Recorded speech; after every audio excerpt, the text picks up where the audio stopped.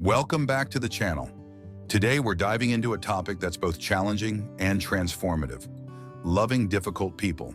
It's something we all struggle with, but Jesus calls us to a higher standard, a way of love that goes beyond human expectations. Let's explore what that means and how we can live it out. Section 1. Understanding the call to love. Difficult people. In the Sermon on the Mount, Jesus says, "You have heard that it was said, 'Love your neighbor and hate your enemy.'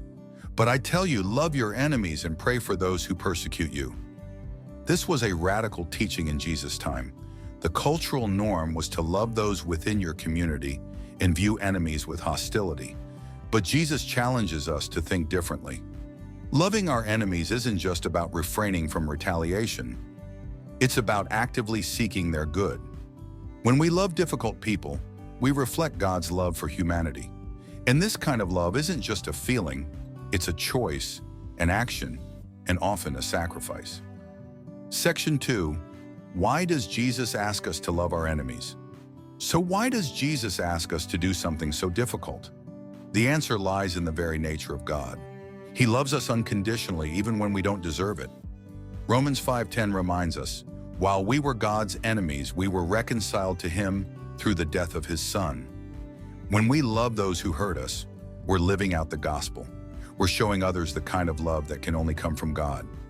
Section 3. Biblical examples of loving difficult people. One powerful example of loving difficult people is Joseph.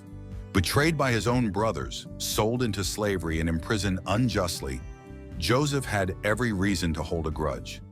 But when he rose to a position of power in Egypt and his brothers came seeking help during a famine, Joseph chose forgiveness. In Genesis 50:20, Joseph tells his brothers, "You intended to harm me, but God intended it for good to accomplish what is now being done, the saving of many lives."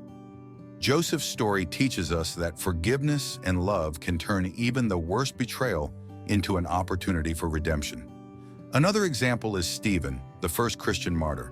As he was being stoned to death, Stephen prayed, "Lord, do not hold this sin against them." Can you imagine praying for forgiveness for the very people who are taking your life? Stephen's prayer reflects Jesus' own words on the cross and shows us that loving our enemies is about trusting God to bring justice and healing. And of course, the ultimate example is Jesus himself. As he hung on the cross, he prayed, "Father, forgive them, for they do not know what they are doing." Jesus didn't just teach us to love our enemies, he lived it out. Even in his suffering, he showed mercy and grace. If we want to follow Jesus, we must strive to love like he loves. Section 4. Overcoming the barriers to loving difficult people. Loving difficult people isn't easy. Here are a few common barriers and how we can overcome them. Pride. Our pride often keeps us from forgiving or loving those who've wronged us. Philippians 2:3 reminds us to do nothing out of selfish ambition or vain conceit. Rather, in humility, value others above yourselves. Ask God to help you let go of pride and approach others with humility. Fear of rejection. We might hesitate to love difficult people because we fear being hurt again. But 1 John 4:18 reminds us, "There is no fear in love, but perfect love drives out fear." Trust that God will protect your heart as you step out in love. Bitterness. Bitterness can take root when we hold on to past hurts.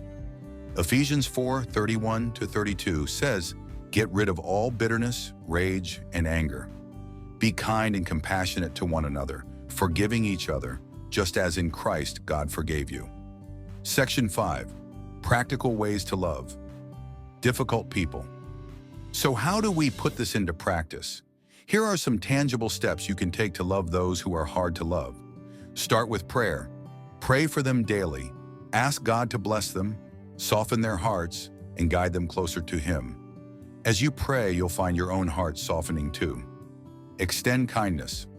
Small acts of kindness can make a big impact. Whether it's a kind word, a thoughtful gesture, or simply listening, these actions demonstrate love in a tangible way. Seek reconciliation.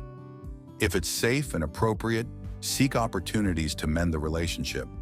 Romans 12:18 says, "If it is possible, As far as it depends on you, live at peace with everyone.